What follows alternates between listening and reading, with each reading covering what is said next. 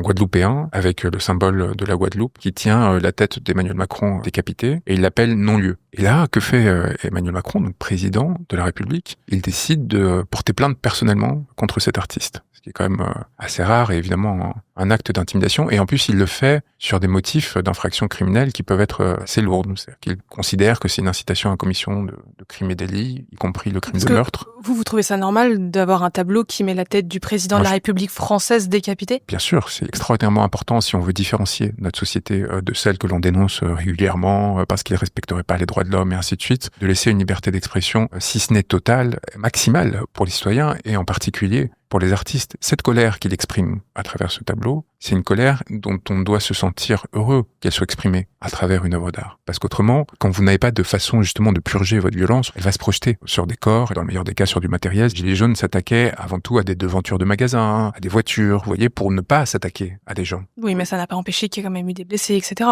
Et principalement du côté des Gilets jaunes, parce que c'est pas les Gilets jaunes qui ont éborgné et qui ont mutilé. C'est les 25 éborgnements on et mutilations. On les laisserait tout casser? Non, on les écoute. On les écoute et on essaie de prendre en compte leurs difficultés, ce qui n'a pas été fait.